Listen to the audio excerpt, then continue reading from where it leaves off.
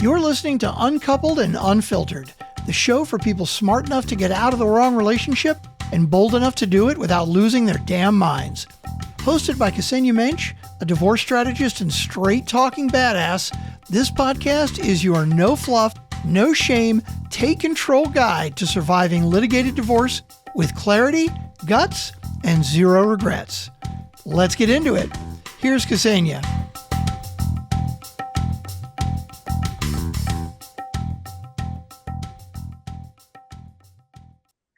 Welcome back to Uncoupled and Unfiltered, the podcast where we explore real experiences, unfiltered perspectives, and practical wisdom for navigating life beyond separation.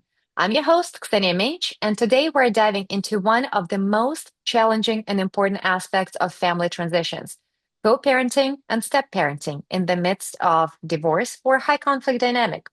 I am thrilled to welcome Karen Bono, a co-parenting coach, mediator, author, and mentor with over 30 years of experience supporting couples, parents, and blended families through times of transition, loss, and change. With her background as a board certified advanced practice psychiatric nurse and her work in collaborative divorce, Karen brings a compassionate, practical approach to helping people build healthier co parenting relationships, even when conflict is high.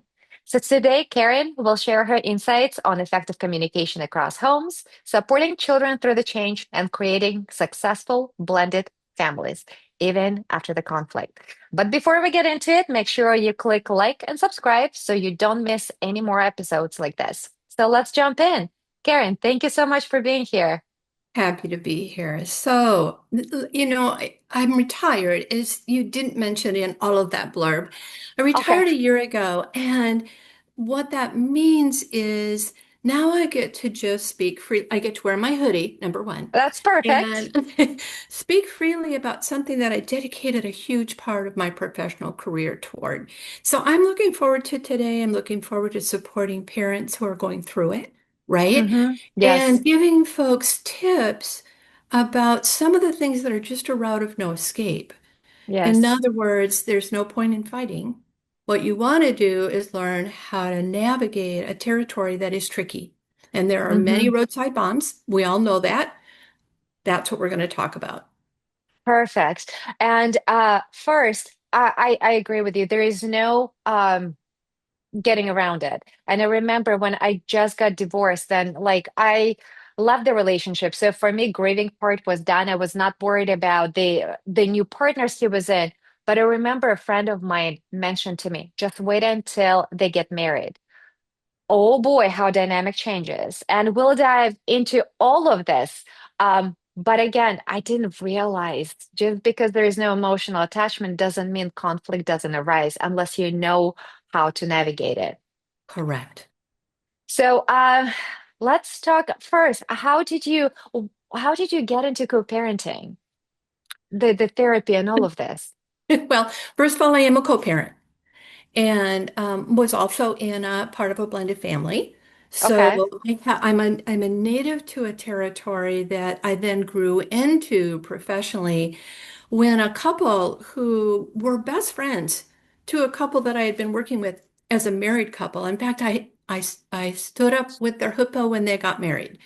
So their best friends walk in my office and they say, "Hey, John and Mary, we'll call them John and Mary. John and Mary told us that you would help us get divorced." And I said, No, I don't do that work. I help people get married. I have never helped people get divorced. By the way, this is a good place to say a good marriage therapist doesn't necessarily know the dynamics of a family going through separation and divorce. Note to self, if you're thinking about Yes. doing counseling during separation and divorce, you want someone who really understands that territory. It's not the same. So anyway, back to the story.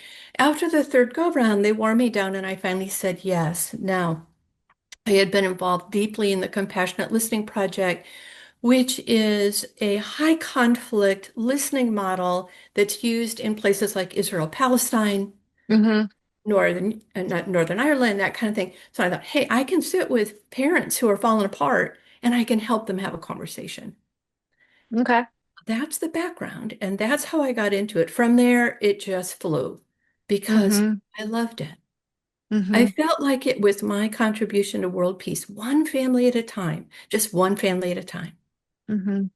So, Uh, yes, I mean, again, co-parenting, I think that is, after divorce is done, I think co-parenting is one of the most challenging pieces because you just never know how the other parent is. And when you were married, you thought you were on the same page, but very frequently, the mom is the primary caretaker. So what she says goes, but all of a sudden you have two households. And that's when you realize that maybe the dad is not on the same page of how you parented. Before it just you were the same house. So it is, there are a lot of surprises. Let's put it that way. Shoes are dropping nonstop. shoes are dropping. So here's just a model that I ask people to consider that when you're married, it's as if there's a rubber band around those two fingers that kind of hold a center. It's what you were Hmm. saying a minute ago, Ksenia, when you said, "Hey, if I'm the stay-at-home parent, mom or dad, I kind of get to rule the roost. I kind of get to set Yes. the tone, if you will." When we divorce, it's like taking a pair of kitchen scissors, snipping that rubber band. And what happens when you release a rubber band? So, what was once a fair amount of alignment can result, not always, but can result into very different directions. Yes. Okay, now let's add a third party. What do you think happens here? Oh, they're moving in completely different. Now there's whatever the third party says goes. Could be, could be. So this is why it's tricky and having kind of a mental model of what just happened. I thought we were Hmm. on the same page about homework table or organic broccoli or whatever the case may be, and suddenly he on the other side is Yes. being influenced by a third party that is not of your family, Hmm. not of your background. No. How do you manage? Like, okay, so you're here. What's the, I mean, effective communication, it's also like such an overused term right now. Okay, Yeah. great. I can speak until I'm blue in my face, but if another person is not hearing me, it's useless. So how do we keep the focus on the children? Because, and I will talk about it too, in high conflict dynamic, very frequently you co-parent with a party who hates you more than they love the kids. So that one is a very different playing field. The minds explode louder and it hurts more. Let's put it that way. Right. But how do we keep children as priority with the other parent when we kind of snap the rubber band? Right. So keep in mind that the opposite of love is not hate. What is it? Indifference. Resentment? Indifference. That's true. That's the most powerful feeling. It means you are fully done. If you hate, there is love. There is love. There is a better way, maybe, or a different way to say that. There is connection. And if Yes. I can get connection with you, if I can't have it positively, and I Hmm. want connection with you, or I want any kind of power or control over you, I'll go after the negative. I will Yes. fight you. So the more a co-parent can rest into their own seat, stay in your own seat. Don't take the bait. Hmm. You know, when we all if we're parents, we probably have raised a toddler. And Yes. remember back when we got our parenting information, we learned something called the 80-20 rule. You'll only correct the 20% of the things that are most important. Like, yes, you're going to ride in your car seat, right? Hmm. Yes, you're going to wear a diaper to bed. Whatever that Yes. 20% was. But we didn't worry about every single block getting put away when they were Hmm. two. We waited until they were 3.5 to kind of learn that skill. We learned what to go after Yes. and what to let go of. Co-parenting is a huge exercise in truly appreciating when is it important to go after something and how do I let go? Okay. It is an 80-20 rule like none other because here's what I say to parents. Please, this is just an example, but please don't bring up the fact that as a married couple, you agreed that the children were going to eat organic vegetables. I'm just using this as an example. Okay. Hmm. Yeah, yeah, yeah. So So you agreed. And now he, she, they are over there feeding the kids all kinds of shit, all kinds of things excuse my language, all No, it's kinds of perfect. things we would have never done as a Mm-hmm. married couple. The fighting about that, going after that, confronting that tension and stress is far more damaging to children than the dye number 12 that they're eating out of Mm-hmm. the snacks from the pantry at their other parents in their other house. Mm-hmm. We got to realize what costs children in a two-home family is living under constant stress and pressure, fighting and arguing. Because the one thing that kids know, if I didn't exist, you two wouldn't be fighting. I want to say that again. If I didn't exist, you two wouldn't be fighting. That Well, is we not would a be. burden. What's that? We would be. Just the kids take it personally because they do think they're the reason the No, fights are if happening. there were no children, we would have walked away from True. Cassandra, you and I would have walked away from each other and never spoken again. True. So this is why kids take it personally.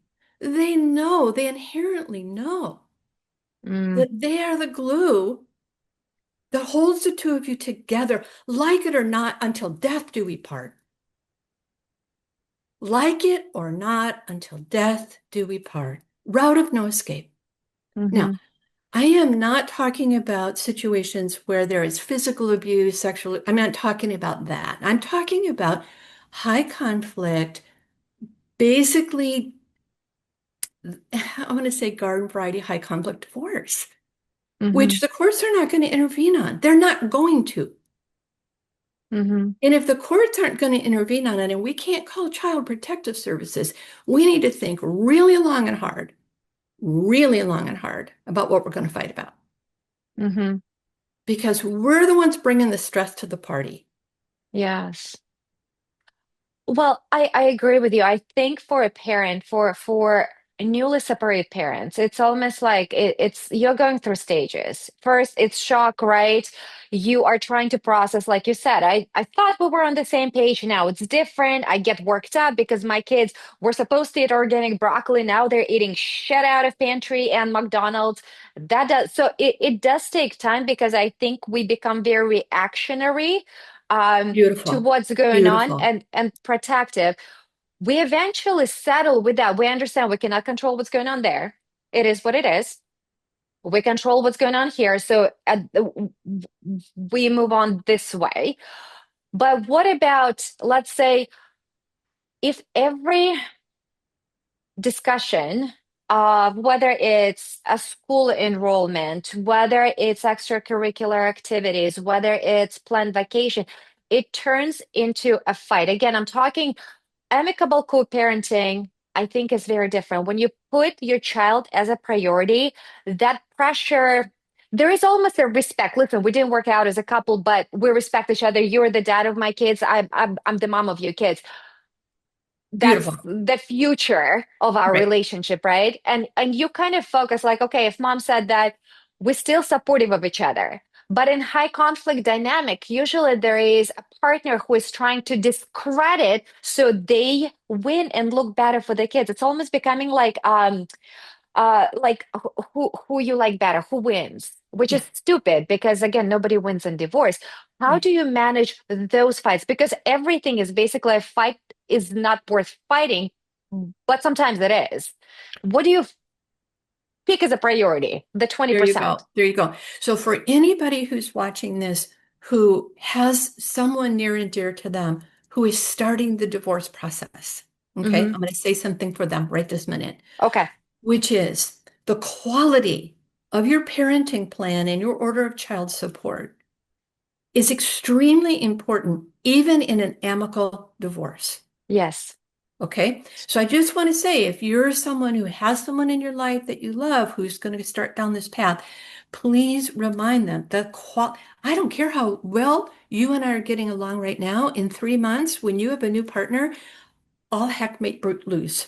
So if we Yes. write a parenting plan that says, oh, we'll just figure it out when we get there. No. No sum assembly required. None.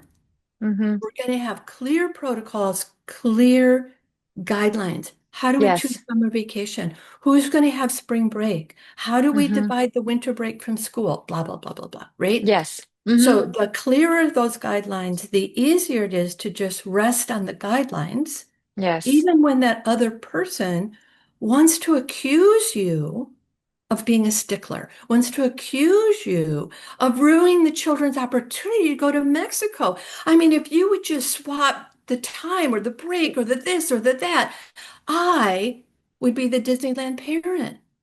Hmm. This is what you're talking about. Yes. I know. And here's the deal. Kids are suckered by this temporarily.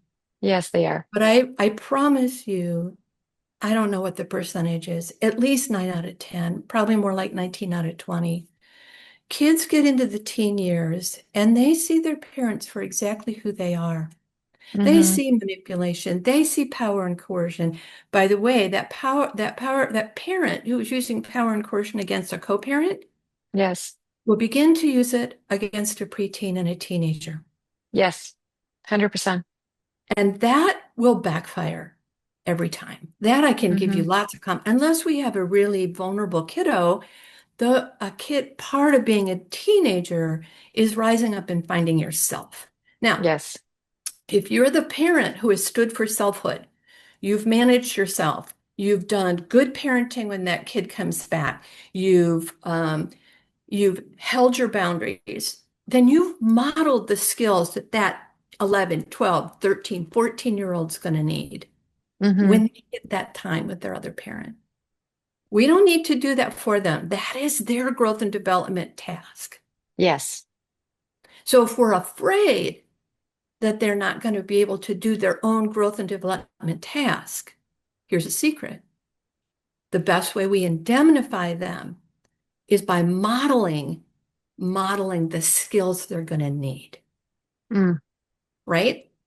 So the Hmm. better parent we are, the more we manage things in our own backyard, in our own house, the more Yes. we teach them how to appropriately negotiate. Do I have to have do I have to do homework by a certain time or can I have more iPad time? The more we teach our children in our own home, how to be self-contained and self-sufficient, the more they are prepared to leave that Hmm. front door and manage what's going on in the other household, whether Hmm. it's with the step parent or the parent or both. Hmm. I remember I was going through something like this with the children. And again, it's the rocky beginning because I always said, I never thought there was a playbook. I always thought I was going through something unique. No, no. A lot of people go through that. A lot of high conflict divorces are there. So it's just I didn't know the resources are available. And I remember when I finally accepted that co-parenting and high conflict dynamic is very frequently turns into parallel parenting. It starts with counter-parenting. Like it Mhm. starts everything with trying to discredit. Your other parents said yes, it's going to be a no for me. If they said no, it's going to be a yes for me because I want to win. When I finally accepted that it's two parallel homes and there is boundaries are like you cannot cross them. I remember I was talking to my kids and I told them, and I'm like, listen, you have your relationship with dad, you manage it. I no longer have that relationship with the dad. So you and I manage our relationship here, and you manage the relationship the way you want it to look like and the way you want it to be there. I need to stay out of it. And I think it also empowers them and it helps them figure out how to deal with different personalities. Like I'm one personality, their other parent is another, the step parent is somebody else. It almost teaches them growth. But it's sometimes like throwing them in a deep end of the pool and learning to swim, which is not always fun, but that's the situation. I- Is there That a is better way so to handle it? No, so beautifully said, and so important. That realization that I can't fight my kids' battles unless, I want to be clear, unless it reaches a certain level Yes. abuse, neglect, addiction, whatever, of course, we're not talking about that. But Yes. as far as them learning to navigate a parent who might be too strict or too laissez-faire or too whatever, what's going to indemnify them is that when they come back through your front door, that they have a parent who responds to them in healthy and supportive ways that teaches them skills Hmm. that helps them problem solve. This doesn't mean you solve the problem for them, but if you say, No. hey, do you want to practice with me how to talk to dad about the fact that you want to be on time for basketball practice on Saturday? Yes. Dad never gets me to basketball practice on time on Saturday. It's always what's more important with his work than my basketball. You want to practice with me? Because, sweetie, you've got a voice. And I'm Yes. not saying that you can change your dad because I don't know that you can. What I can say is you can stand for yourself. Yes. But what am I doing? I'm making sure this kiddo is being raised with the messages that he Yes. deserves or she deserves to have. Hmm. That's exactly what I was doing.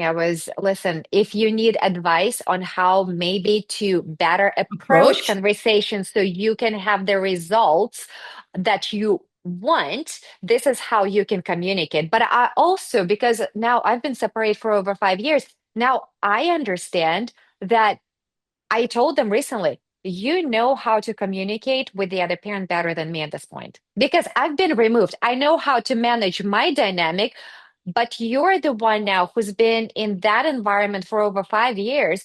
You now know what needs to be said if you want either to get your goals achieved or you don't want it to backfire.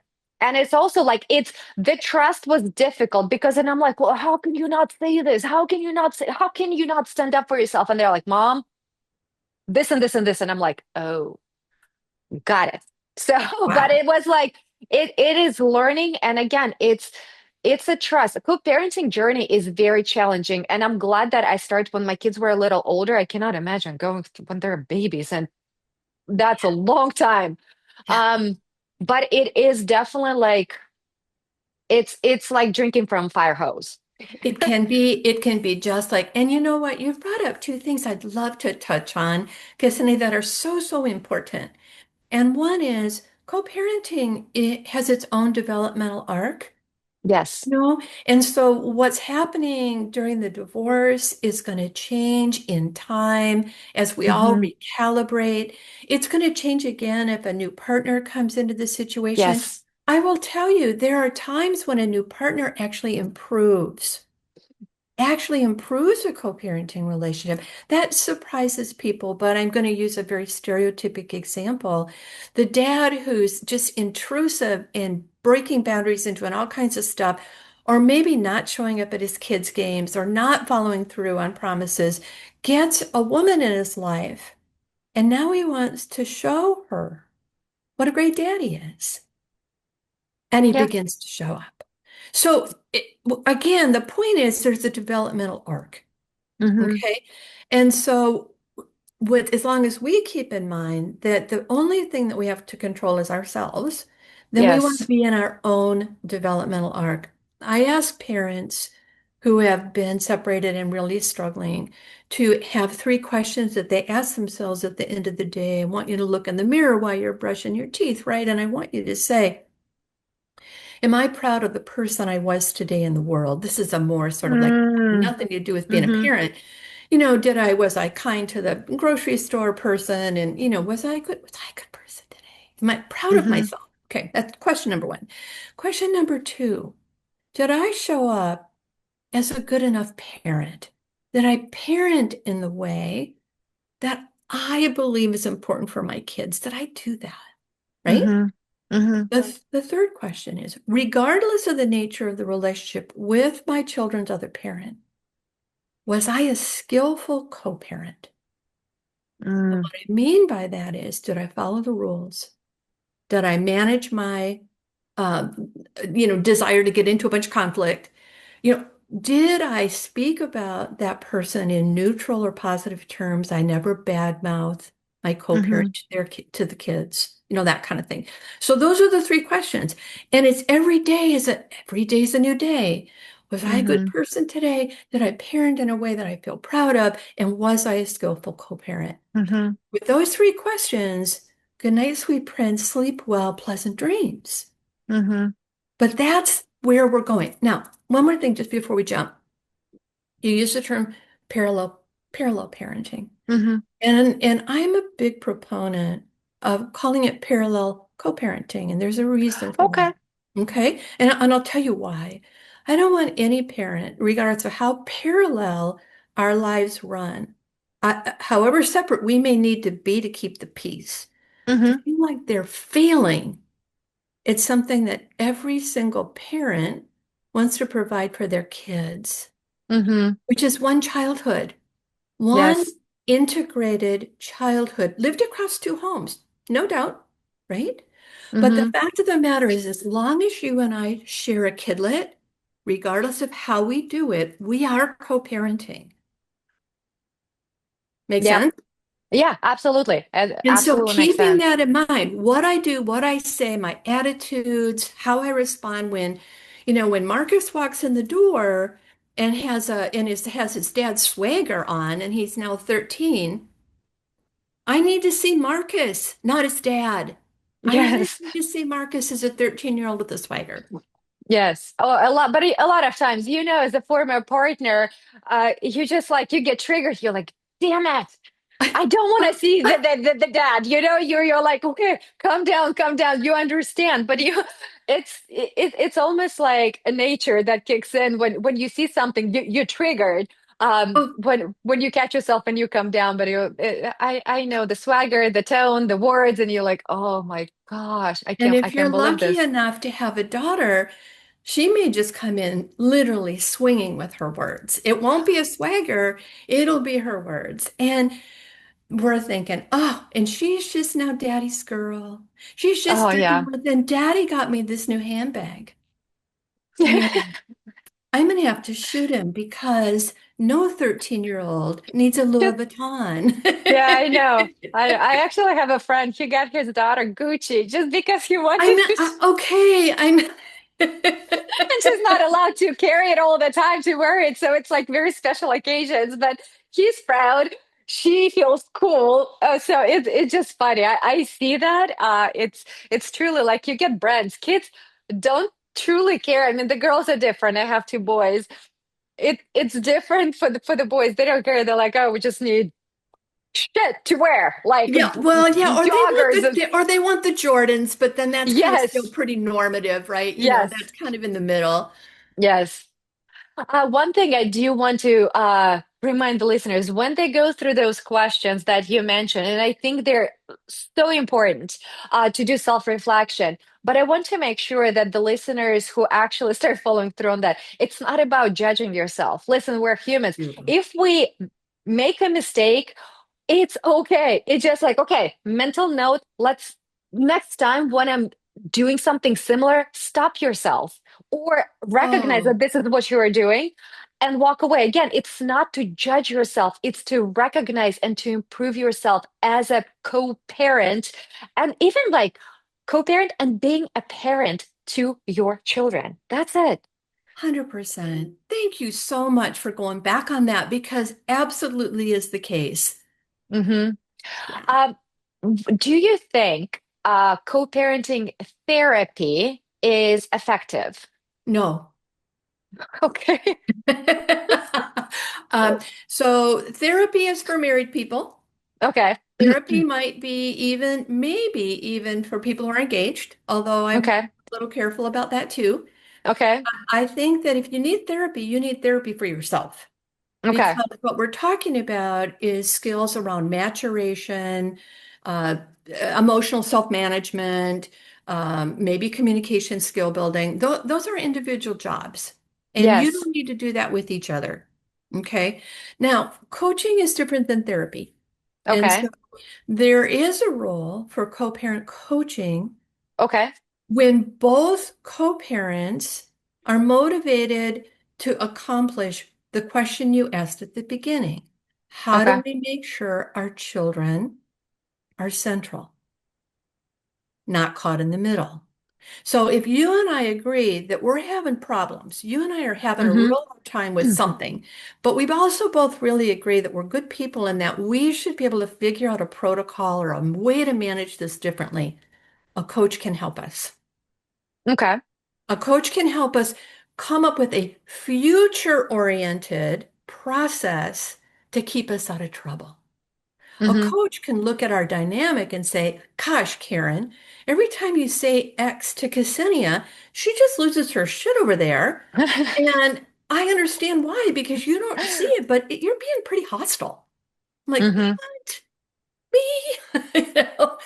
And so a coach can help us with those pieces of the dynamic, untangle what might need a little more untangling, giving us a protocol for how to stay out of the gutter with each Mm-hmm. other and how to support our kids. Because the other thing that can happen in co-parenting is that we begin to see different ends of the elephant.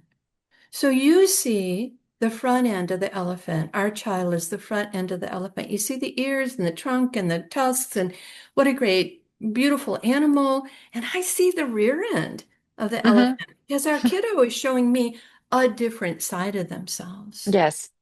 When Marcus is home with you, he's talking about wanting to play soccer and wanting to be on the premier team. But when he's home with me, he's saying, I hate soccer. I'm Yes. tired of the competition.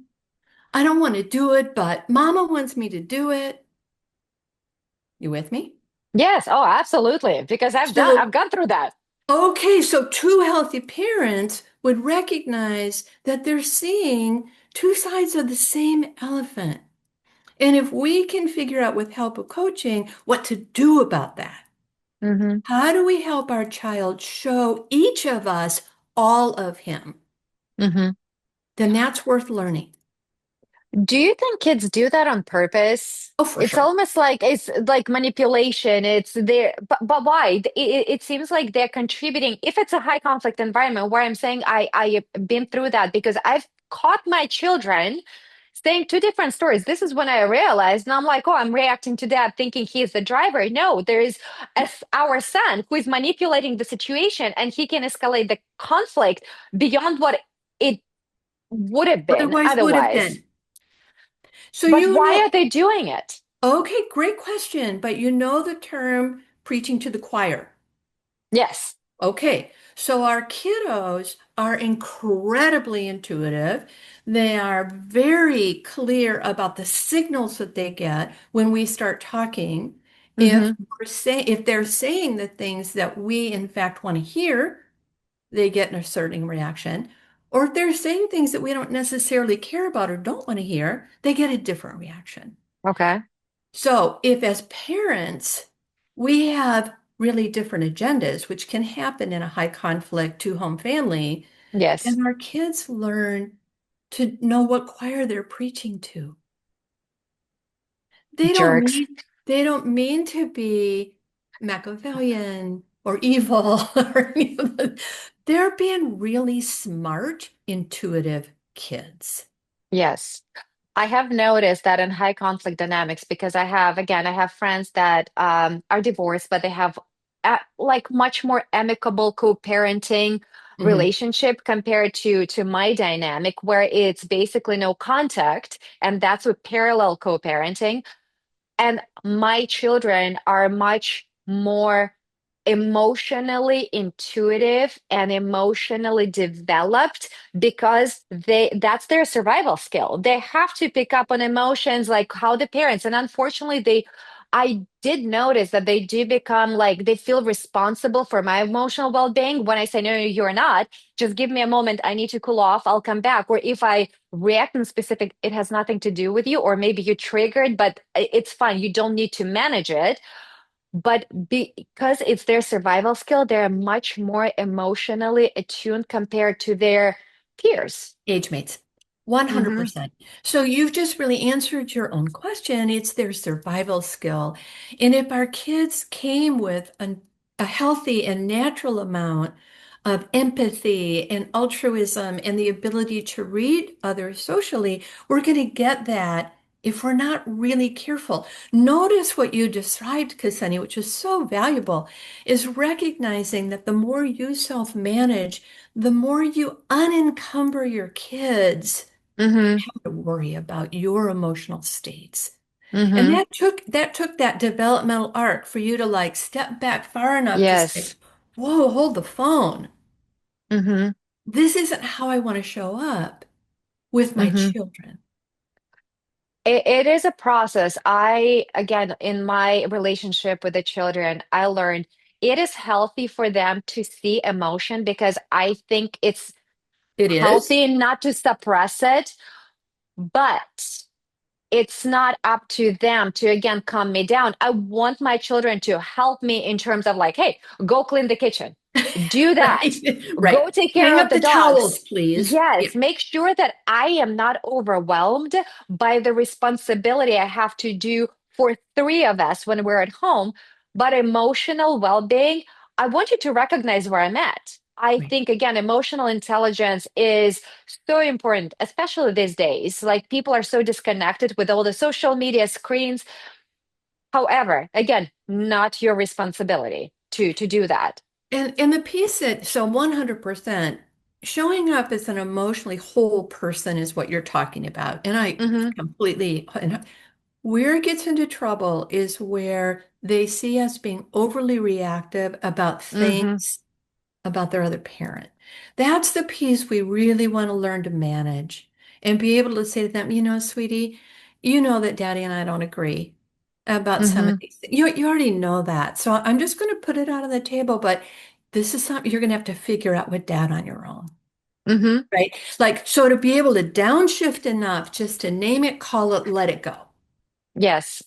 Yes. Right? And again, it it's a big learning arc, but it's doable. It's doable. You get bit up a little bit, and you make a lot of mistakes when you go at night and ask questions. You're like, "Damn, I messed up here. Damn, I shouldn't have done that. Shouldn't have said this." But then, all right, learned, move on. Because I Learn, mean, move on. Wash, rinse, repeat. Learn, move on. exactly.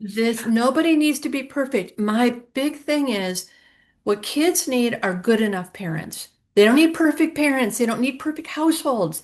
They need good enough parents that allow them to thrive in their world, right? Yes, In yes. their childhood. Let's talk about the step parenting dynamic because again, I did not realize I thought I'm like, okay, co-parenting, I think I got it. Once I establish the boundaries, I kind of know again, stay in my lane. You said such an incredibly important thing about co-parenting plan. Everything has to be outlined, nothing left to imagination because you never know which direction it's going to go. But then the step parent comes in. And let's talk about two step parents. One who is, again, amicable relationship. They don't feel the need to prove anything. They're present there for the kids. It's like an extra set of love onto the kids, which is amazing. I always thought of an amazing. And I also want to talk about the one when you talk high conflict dynamic. A lot of times there can be physical abuse, there can be emotional, mental abuse, and it takes a specific parent to take that spot, and it almost adds to conflict even more. So let's talk about the good step parents and like even maybe we can outline the lanes. Like what is a good step parent? Is there such a thing?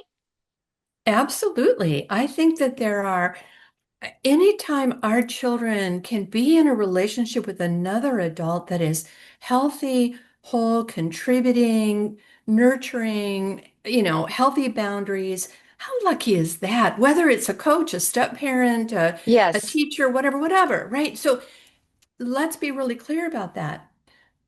For the step parent, moving into a family system, which a Mm-hmm. two-home family is a family system. It used to be a one-home family, now it's two.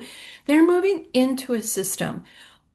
If that person is insecure in any way, they vacillate between not feeling like they don't belong, they feel like they don't belong, or they over-index on Mm-hmm. insisting that they belong by proving that they have influence and rules and are going to take over things and blah, blah, blah, blah, blah. Mm-hmm. I'll give you an example. One of my clients husbands remarried, and the question was whether the stepmom belonged at the parent-teacher conference. Now, this is a really common issue, okay? Okay. Okay. And at this point, dad insisted that stepmom would be at the parent-teacher conference. Hmm. Rule number one broken. Things that belong to the parents, like parent-teacher conference, that needs to be a mutually agreed upon decision Okay. that I'm going to bring my partner to our child's parent-teacher conference. But that isn't what happened. And when they walked in, as is typical, there's the teacher's table with the two chairs for the parents to teacher behind. And the stepmom walked in and took one of those two chairs, Oh no, no, oh no, she didn't. right? It's an example of just, if you will, peeing higher on the tree. Hmm. This was ground establishment. This was territory. Yes. Absolutely unnecessary and really doesn't contribute to what we all want when there are step parents involved, which is called a parenting coalition. Hmm. Now, if in time, so maybe stepmom's been in the family system now for a couple of years, and I say to you, hey, why don't you invite your partner, Marjorie, to parent-teacher conferences? She has some really good insight on what's happening to Marcus. Hmm. And you say, well, that's lovely. I'll bring it up to her. Hmm. Now we have a very different dynamic. And when you walk in, you grab another chair to make sure there's one for Marjorie and one for, leadership and Yes. right. Okay, so that's the positive. Just like co-parenting, joining a family system is a developmental arc. Just because you marry someone doesn't flip a switch. Hmm. Relationships and trust are built over time. And that Hmm. includes trust between a new parent or a new partner in a two-home family system and parents. Hmm. Okay. How do you navigate when this dynamic doesn't come down? So I understand. Sometimes, like, I think I agree about insecurities when they come in and almost like try to prove, because I've heard multiple times, yes, the parent teacher conferences, doctor's appointments, showing up there and going to Oh social boy. events, as a representing as a stepmom, whatever the instance is, right? So it's almost like maybe they shouldn't be there, or like the parent meant event present. Sometimes I used to think, when people sharing, I went through similar experiences, I thought, I'm like, well, maybe they're just not aware, maybe they didn't know. But when the pattern continues, it becomes intentional. So, how do you manage that relationship? Because the friendship at that point is not possible. You are just trying to, like, you ask politely. And if it continues, how do you manage going forward? Is it no contact? Is it boundary? Is it you peak higher on the tree? Like, what are we doing here? That's when you want to be a Great Dane. I know, right? So the let's go back to if if both parents and the new adult want the family system to work more effectively for the Hmm. children, coaching Okay. is part of your answer. Because if stepmom doesn't know or stepdad doesn't understand, the other one is that they end up deciding that they're going to volunteer in your children's third grade classroom. And you're like, no, that's my residential time. This feels like anyway, there's Hmm. so many good Yes. examples of it, right? So anyway, if we were to go into step family coaching, then again, we would come up with agreements about, hey, it's so fabulous that you want to volunteer in Marjorie's classroom. Do that on Thursdays or Fridays when Marjorie's in your household. Hmm. And just gently create healthier boundaries with awareness. Be appreciative. We want these adults to be healthy adult figures in our kids' lives. We Yes. don't want them to feel ostracized, marginalized, put down, whatever. Hmm. However, they often create that by being overzealous and assuming their role. Hmm. Right? So Yes. there's the healthy version of how do I do it? What do I do if I have a step parent who's actually stirring the pot, Hmm. contributing to the conflict, is feeding into my co-parent's ears that I'm a raving bitch, Mm-hmm. or that I am trying to undermine their entire household, all kinds of things, that Mm-hmm. now puts my co-parent in the middle. Do Mm-hmm. I do I try to mend things with my actual co-parent, or do I align now with my new spouse? And I'm caught between two worlds that don't meet. Mm-hmm. And my kids are in that conflict. Yes. Okay. So the more I can let go, again, my goal is I want my kids okay. So Mm-hmm. the more I can let go and kind of suck it up, right, wrong, or indifferent, in ways that I can remain healthy and do that, the better for the kids. Okay. Fighting two against one never It's a works. lo no, it doesn't. It never works. By the way, two against two doesn't work either. So, in Mm-hmm. other words, if I have someone in my life who's advocating for a healthier family system, but we don't have that over there, it's not going to matter. Mm-hmm. So again, what do I have control over? I have control over what happens in my household and in my Mm-hmm. backyard, my Yes. relationship with our kids. Mm-hmm. And that's where my focus is going to be. You mentioned that the dynamic if a step parent is stirring the pot. What if the co-parent stirring the pot and using the step parent to be the tool to stir the pot with? How do you is it a similar approach? You just kind of again put the blinders on in a way and try not to let that first see it for what it is. That's number one. But Exactly. This is second the one focus where just here. where the co-parent starts writing the emails but signing them as if no, excuse me, the step parent writes the emails and sign them as if they're the co-parent. Yes. This is a, Well, no, no, what I mean is like sometimes co-parent asks like, okay, you do this, like you send her this message, you send her like, this is our gift from you so you can spend time with the children from our custody, or this is, I do not know, like, here's child support check, or if that comes from from step parent right now, right, you know right. so it's a weird dynamic, like again you learn so much when you go through these experiences. It's a very weird dynamic. And in an ideal world, there's agreement about when a step parent enters into the primary communication between families. So this is again where people don't understand how it works. No, So they if don't. you and I are co-parents, we are communicating about child support. We're communicating Mm-hmm. about whether, Marcus is going to play soccer again, whatever, whatever. Suddenly, if your new spouse is entering, that should be with my permission. Mm-hmm. You two talk about everything you need to over there. That is your household. Yes, you are a team now. Yes, that person needs to be respected. Bringing that person through my front door by our communication, not without permission, Mm-hmm. right? So, Yes. so let's go back to where do parents learn the rules? Like, how do parents figure out how to make this the most functional it can be for kids? Yes.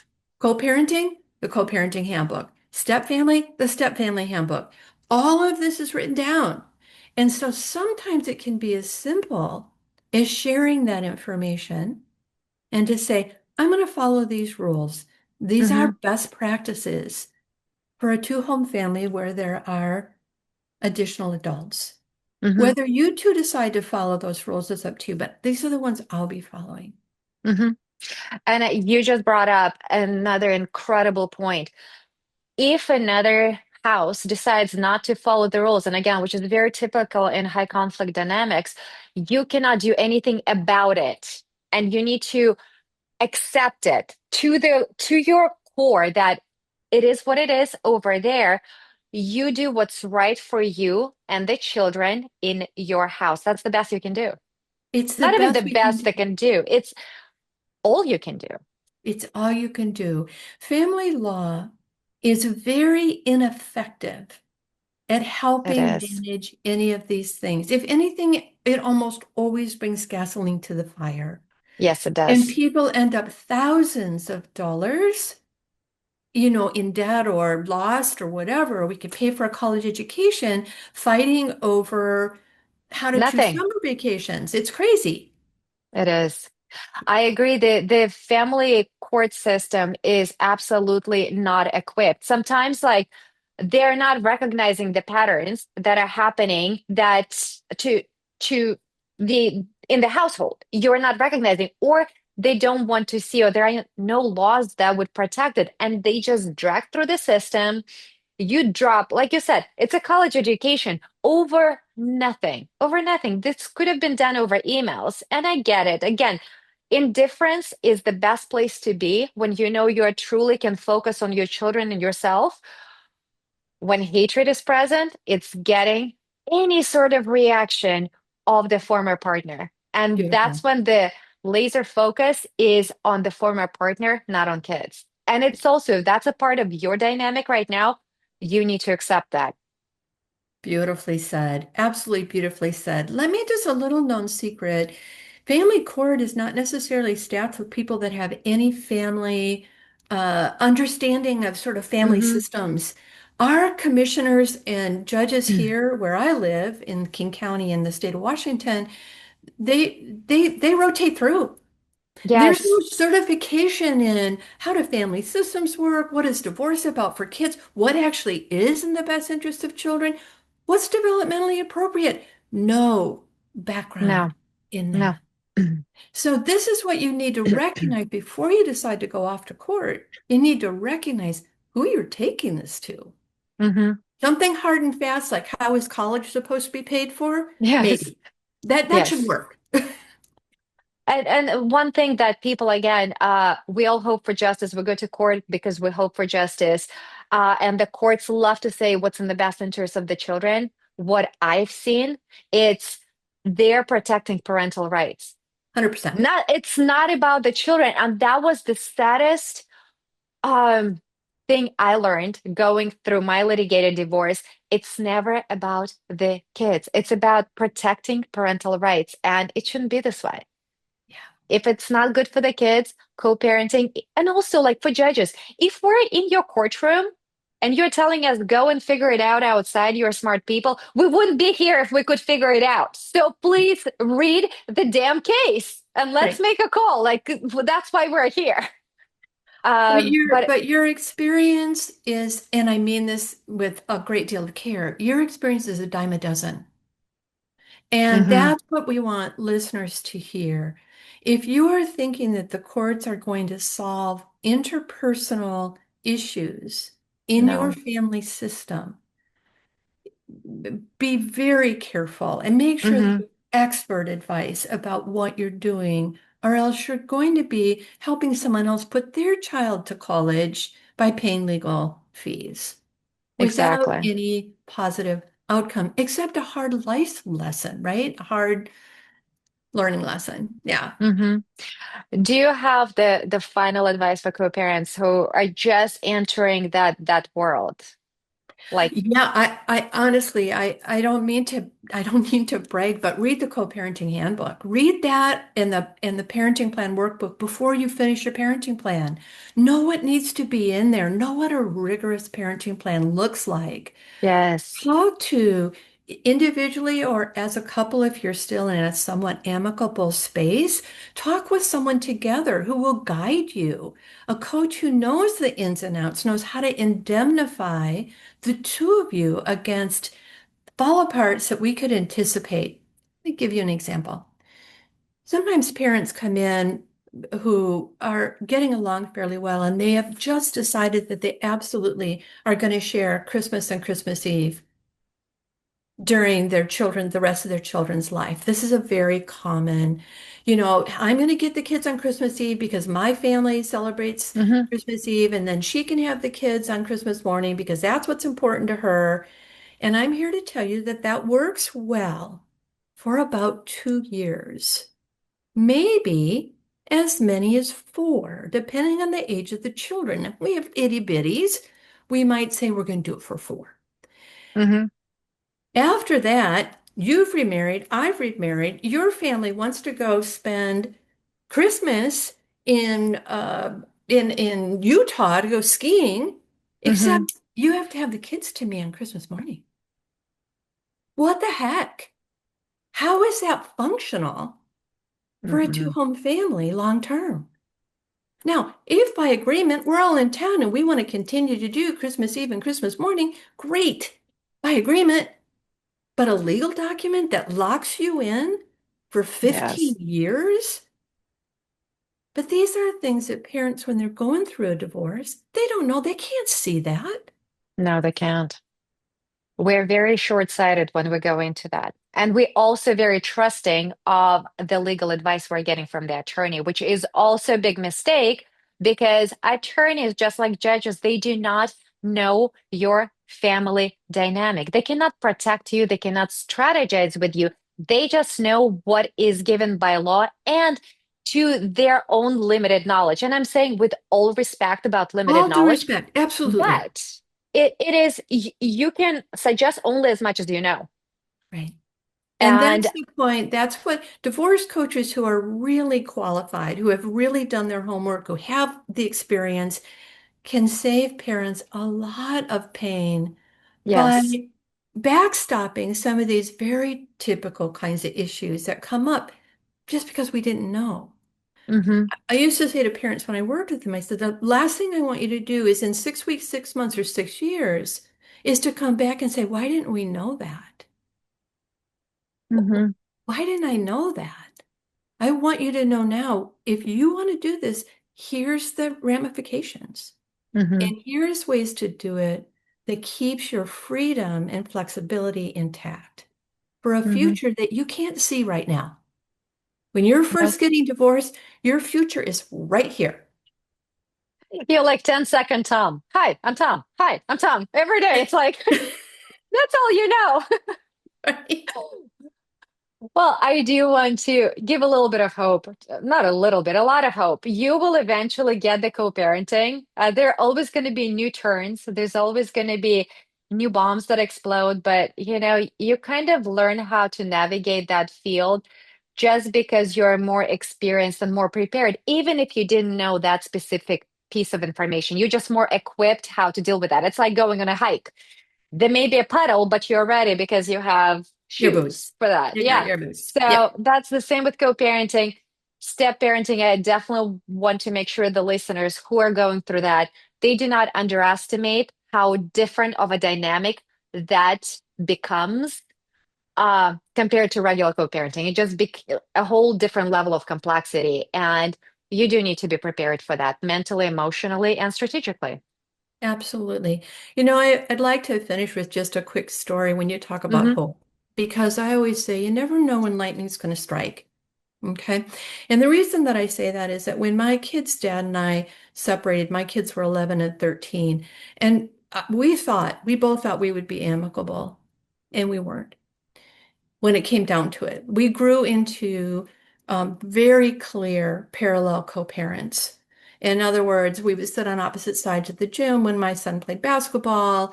We would maybe speak to each other, but we wouldn't visit, right? I mean, we Hmm. very clear, very rule driven, very successful for the kids though, because there wasn't the conflict that had ensued Hmm. after we originally separated. For 20 years, we parallel co-parented. And then my daughter had our first grandchild. Now, never, ever, ever had my co-parent, her father, ever sent me a personal text message in that 20 years, not once. Okay. Hmm.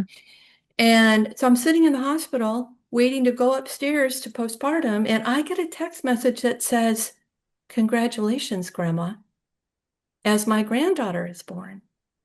Oh, that's so good. That was the lightning struck because I said to him later that day in a text, I said, I just want to thank you for what you did today. And he goes, what did I do?